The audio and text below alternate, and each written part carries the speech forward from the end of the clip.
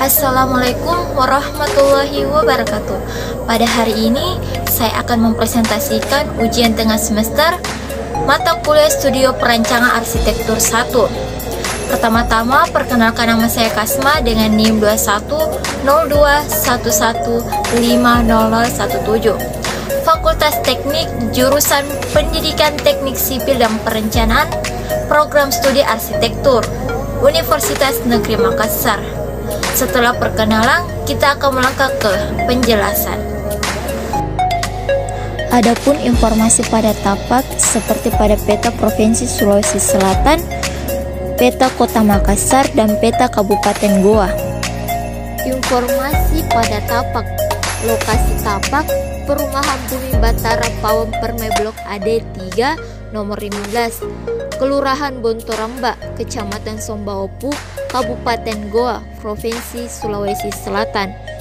Luas tapak sebesar kurang lebih 120 meter persegi, lebar jalan 4 meter, jumlah jalur 1, jumlah lajur 2.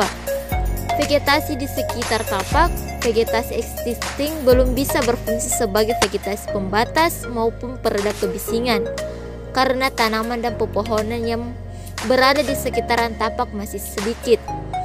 KDB, koefisien dasar bangunan adalah 60%.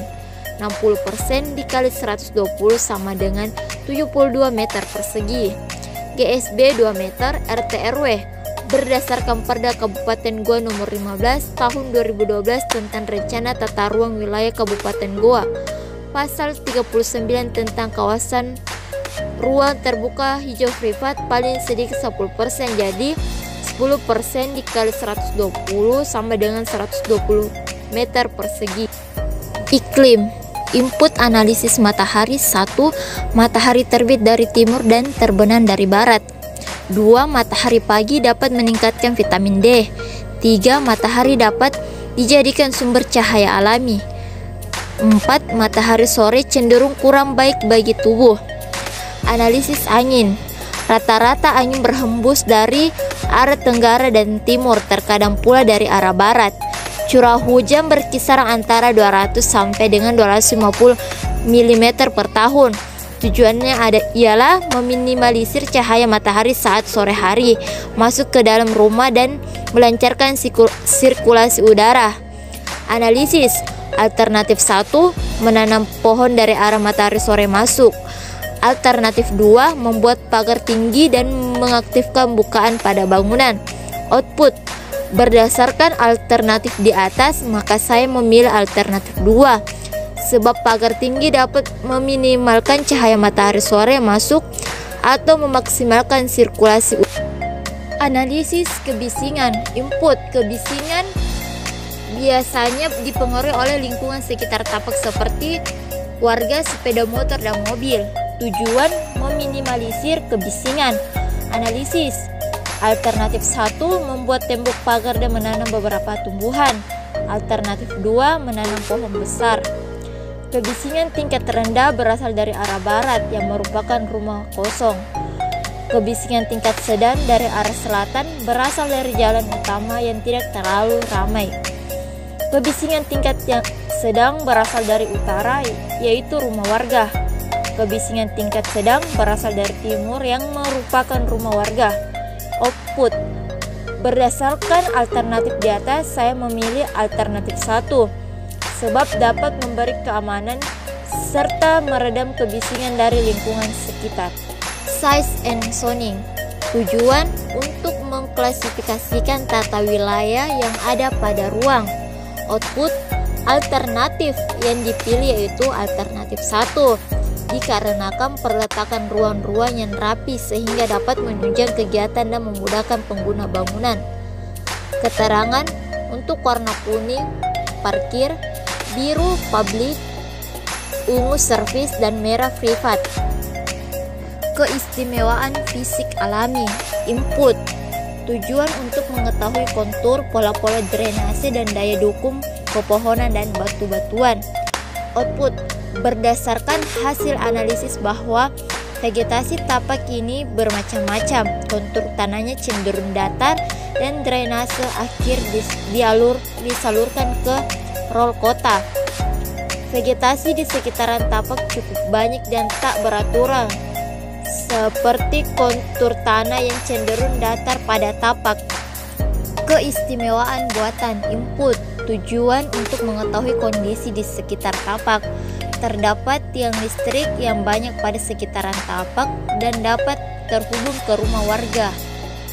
Output. Berdasarkan hasil analisis dapat disimpulkan bahwa di sekitaran tapak memiliki ketinggian bangunan bermacam-macam dan bentuk atap. Utilitas. Jalur distribusi air bersih. 1. Jaringan air bersih untuk memasukkan air bersih pada bangunan. 2. Sumber air bersih untuk kebutuhan rumah tinggal berasal dari PDAM sebagai pusat pengelola air bersih pada sebuah kota. Alternatif 1. Air bersih. Pompa air, tandem air dialirkan ke dalam toilet.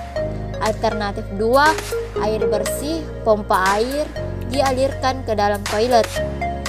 Dari kedua analisis di atas dapat diambil kesimpulan untuk menggunakan alternatif 1, yaitu air di dalam tanah lalu dipompa masuk ke dalam tandem air dan kemudian dialirkan ke dalam toilet.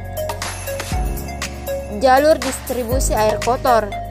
1. Jaringan air kotor untuk membuang atau menyalurkan air bekas pakai dari aktivitas di dalam rumah tinggal ke saluran luar bangunan. 2. Air kotor berupa air bekas pakai, air dari kloset dan sebagainya. 3. Limbah cair berasal dari wastafel, air bekas cuci piring. Bak kontrol resapan riol kota. Limbah padat berasal dari kloset. Bak kontrol septic tank resapan riol kota. Kebutuhan ruang. Rumah yang akan dibuat memiliki luas 120 meter persegi dan akan dihuni oleh 4 anggota keluarga, yaitu seorang ayah, ibu, dan 2 orang anak. Beberapa ruangan yang dibutuhkan pada rumah ini adalah 3 kamar tidur, 2 kamar mandi, ruang makan, ruang tamu, ruang keluarga, dapur, carport, dan ruang kerja. Bubble diagram. Seperti yang kita lihat pada gambar, warna hijau untuk ruang publik, warna biru untuk ruang semi publik, warna orange untuk ruang servis, warna merah untuk ruang privat. Dana tapak dengan skala 1:100. Adapun potongan pada tapak yaitu potongan AA dan adapun potongan BB. Tampak denah yaitu tampak depan, tampak belakang, tampak samping kiri, tampak samping kanan. Sekian dari presentasi saya. Assalamualaikum warahmatullahi wabarakatuh.